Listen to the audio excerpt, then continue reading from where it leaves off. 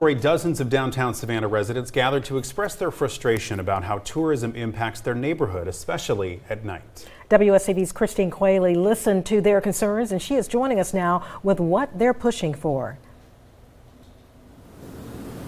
So, Tina, Ben, one of the main concerns that was brought up at the meeting was walking tours. This is Colonial Park Cemetery, where many of these walking tours come as a stop on their tour. Well, people who live in this neighborhood know that tourism is a huge part of Savannah's economy.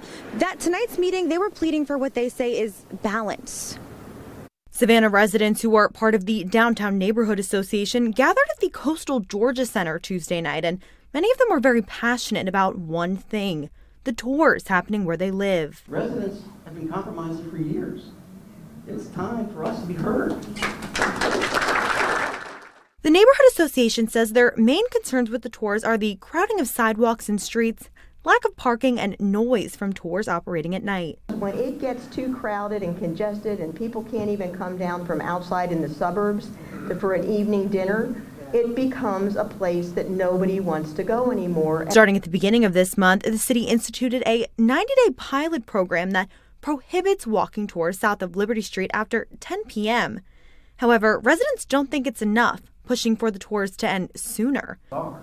It's give us 2 or 3 more hours a night. That's all we're asking for.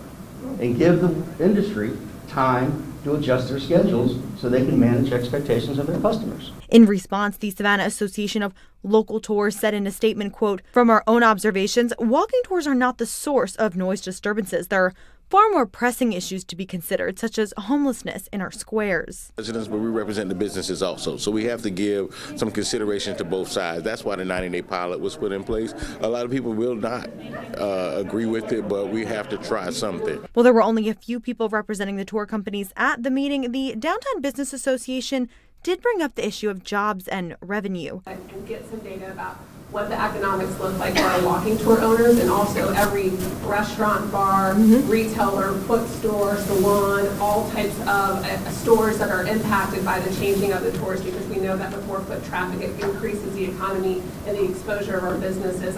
An issue many residents felt strongly about as well.